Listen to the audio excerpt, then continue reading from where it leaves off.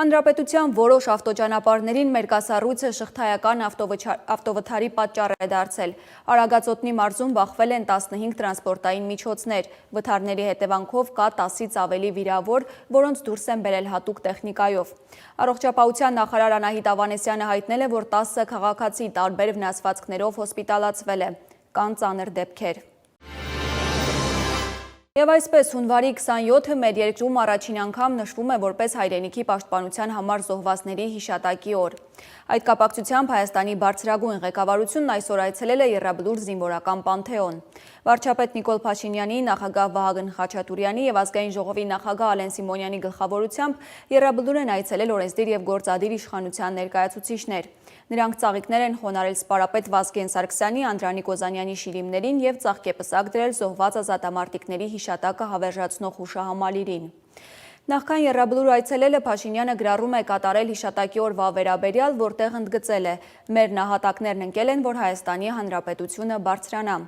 Մամուլը գրում է, որ Փաշինյանի անվտանգության համար Եռաբլուրում դիպուկահարներ են տեղակայվել։ Հիշատակի եւ խոնարհումի օրվա առթիվ ամենայն հայոց կաթողիկոսի հանդիսապետությամբ Մայրաթոռում կատարվել է հոգեհանգստի կարգ։ Երևանի Ռոբերտ Աբաջյանի անվան 147 դպրոցի բակում այսօր բացվեց Արցախի հերոս Ռոբերտ Աբաջյանի արձանը։ Բրոնզաձույլ արձանի հեղինակը քանդակագործ Արտուշ Պապոյանն է։ Ռոբերտը քանդակված է նռնակը ձեռքին, իսկ պատվանդանին նրա հայտնի խոսքերն են։ Հայրենիքին ամենաթանկը որդուն նվիրած Ռոբերտի հայրը Ալեքսանդր Աբաջյանը մաղթեց, որ հայոց բանակը միշտ հզոր լինի, իսկ տղաներն էլ խաղաղ երկնքի տակ ծառայեն։ Ռոբերտ Աբաջյանը զոհվել է Արցախյան քառօրյա պատերազմի ժամանակ ապրիլի 2-ին, Մարտակերտի ուղղությամբ տեղակայված դիրքը պաշտպանելիս։ Տեսնելով իրեն մոտեցող հակառակորդին, Աբաջյանը բացված նռնակը թաքցրել է ափի մեջ եւ ձեռքերը վեր բարձրացրել, իբր հանձնվում է։ Թույլ տալով, որ բավականաչափ իրեն մոտենան, ապա բաց է թողել, իր հետ պայթեցնելով հակառակորդի մի քանի զինվորի։ Ցուցաբերած բացառիկ քաջության ու արիության համար 2016-ի մայիսի 8-ին Արցախի Հանրապետության նախագահի հրամանագրով նրան հետմահու շնորհվել է Արցախի հերոս բարձրագույն կոչումը, պարգևատրվել ոսկե արծիվ շքանշանով։ Եվ այսպես թողարկումը սկսենք արտակարգ լուրով։ Այսօր ցերեկը Երևանի Շերամի փողոցում գտնվող անձեռոցիկի արտադրամասում հրդեհ է բռնկվել։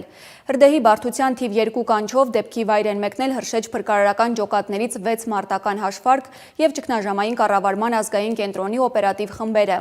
Հրդեհի բարդությունից ելնելով տեղում հայտարարվել է թիվ 3 կանչ, դեպքի վայր են մեկնել եւս 9 մարտական հաշվարկ։ Աշխատանքներին մասնակցել է 115 փրկարար։ Շտապօգնության աշխատակիցների խոսքով 1 հոգի է տուժել, բայց հիվանդանոց տեղափոխելու կարիք չկա։ Հրդեհի պատճառը պարզվում է։ Ադրբեջանում էլեկտրահաղորդման գիծ են կառուցում, որը Հայաստանի տարածքով կհասնի Նախիջևան։ Ըստ ադրբեջանական լրատվամիջոցների, Բաքուն այսպիսով ցանկանում է Նախիջևանը միացնել երկրի հիմնական էլեկտրաէներգետիկ համակարգին։ Հայաստանից մինչև Նախիջևան գծի երկարությունը կկազմի 44 կիլոմետր։ Իդեպ այդ գիծը նաև ոչ երկիմաստ անվանում ունի՝ Զանգեզուր։ Նշվում է, որ գիծն անցնելու է Արաքս գետի երկայնքով, իսկ մի շարք հատվածներում լեռնազանգվածների ու ժայռերի միջով։ Նախագիծը, որը հայտարարվել է որպես Ադրբեջանի պատմության մեջ խոշորագույն էներգետիկ ծրագրերից մեկը, նպատակ ունի Նախիջևանի ինքնավարությունը լիովին ինտեգրել երկրի միասնական էներգահամակարգին։ Բաքվի նպատակների թվում է վերացնել ինքնավարության կախվածությունը արտաքին աղբյուրներից եւ եվրոպական էներգետիկ շուկաներ դուրս գալու հնարավորություն ստեղծել։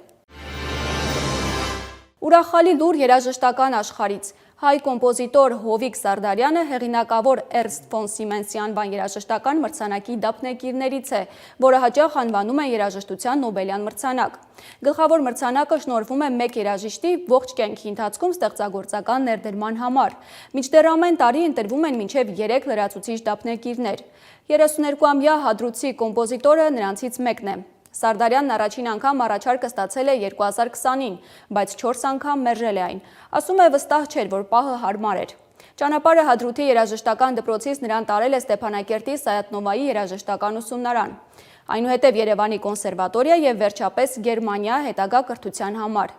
Ըստ Սիմենսի պաշտոնական կայքի, Հովիկ Սարդարյանի երաժշտությունը հիմնված է իր հայկական ժառանգության վրա, ներառյալ ժողովրդական մեղեդիները։